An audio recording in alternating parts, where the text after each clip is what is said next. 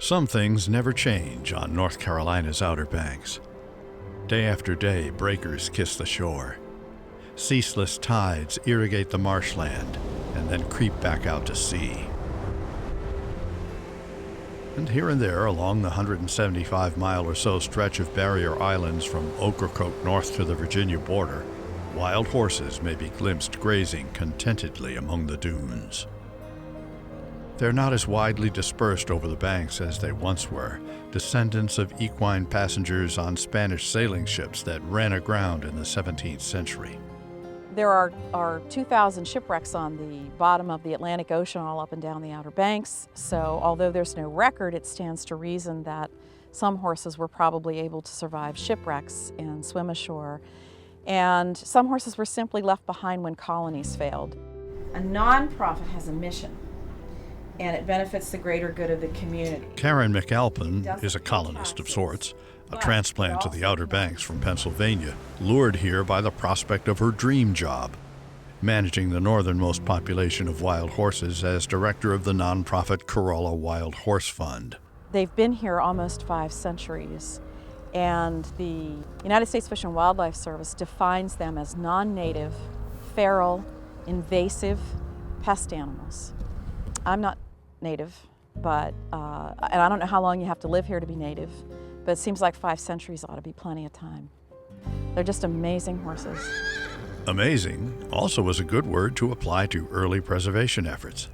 The organization was actually formed in 1989 as a completely all-volunteer, grassroots organization by a group of residents who had become concerned as more and more horses began to get hit on 12, as development increased between Duck and Corolla. And in 1989, a stallion by the name of Star, with whom everyone was familiar, was killed, and that was the last straw, so to speak. The herd count in the area threatened by development, here counted by helicopter, had diminished to about 20 by the early 90s. By the time Karen arrived on the scene in 2006, the horse population was on the rise, with 7,500 plus protected acres to roam, including portions of the Currituck National Wildlife Refuge and some low-impact residential developments.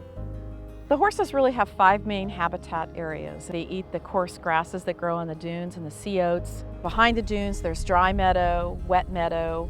There's a maritime forest that runs up the middle of the island. That's basically its highest point. You'll find them there in the winter eating acorns like the deer.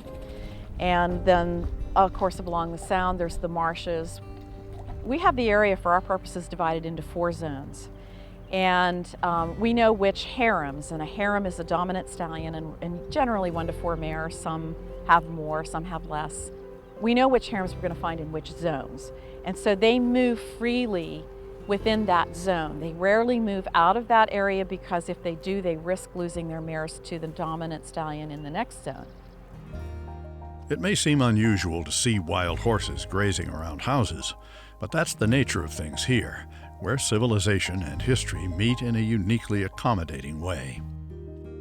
One of the things that we spend a tremendous amount of time and effort doing is educating, both on the beach and behind the dunes, because the wild horses here are tolerant of humans.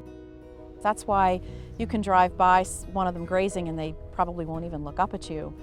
But they can be standing along the shoreline and looking very peaceful, and people start to gather around and take pictures, and suddenly a rival stallion appears on the dune line and comes down, thundering down the dune, and now you're in the middle of a very brutal and very vicious fight, and they will not care whether you're standing there or not. Your vehicle's there, your child's there, your chair's there. The most enduring threat to the Corolla horses, however, is neither commercial encroachment nor the wild horse tourism that has blossomed in the area. It's genetic. The gene pool is collapsing due to inbreeding. Dr. Gus Cawthron of Texas A&M University is the leading expert on wild horse genetics. In 2007, we pulled DNA samples with remotely delivered darts, and in 2008, the results came back that we had one of the lowest levels of genetic diversity of any wild herd anywhere. So that means that they have lost genetic diversity relative to other horse populations. And that's likely due, or almost certainly due, to the very small population size that existed at one time. Small population size means inbreeding, and inbreeding means loss of genetic variability. Mitochondrial DNA research in Dr. Cothran's lab provided clues to the Corolla horse's ancestry. All of the barrier island horse populations, which are now isolated from each other, show closer relationship to each other than they do to anything else, suggesting some common ancestry. But by looking at particular variants that we know where they are most common and where they most likely come from, we have clear evidence that the banker horses have some old Spanish blood in them. And that could only have come from something probably 300 to 400 years ago. There are 3 zones of wild horses along North Carolina's Outer Banks, at Corolla, Shackelford Banks, and Ocracoke. They're all related to each other, but they're all different from each other as well. And so a small number of exchanges from Shackelford, for example, will boost the Corolla variability very quickly. The new genes will circulate throughout the population over a few generations.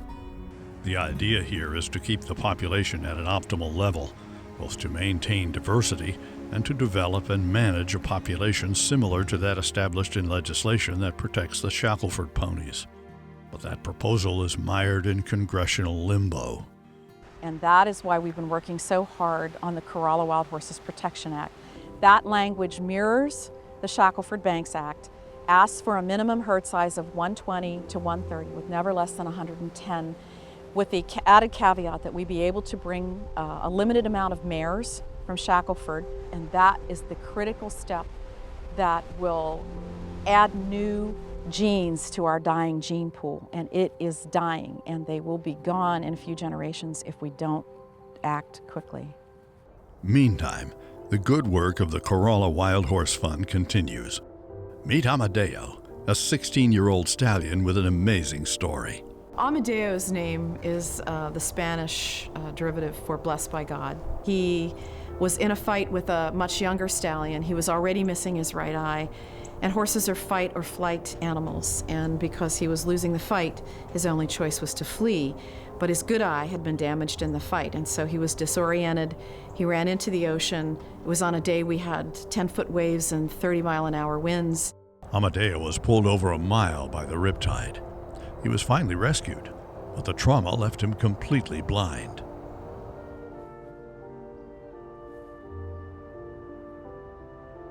Volunteer Mike Galding is a true horse whisperer. Amadeo needs to be moved to a new facility, and Mike must earn his trust.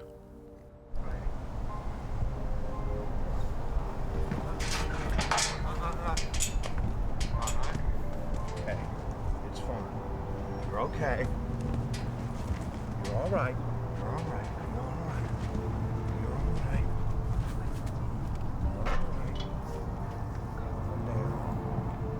That's a good one. Nobody's gonna hurt you. Nobody's gonna hurt you. All wild horses destined for adoption must be trained to adapt to humans, and are, thanks to an affiliation with the Equine Technology Program of Martin Community College.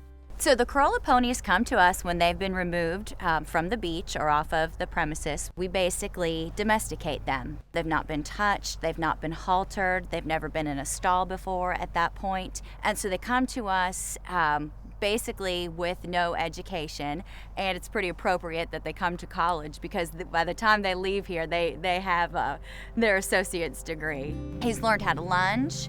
He's learned how to line drive. He also has been ridden for the first time, and he's done very, very well. He really likes the domesticated life, and you can see he's quite chubby. For something like 400 years of time and tide, these banker horses, call them ponies if you want, they don't care. They've been nourishing themselves on sea oats and wild grasses around the dunes, in the maritime forest and soundside marshes. We put them there. And now it's our collective responsibility to make sure their descendants not only survive, but thrive. a whole lot of wonder, and a little bit of wild on the thin edge of our coast.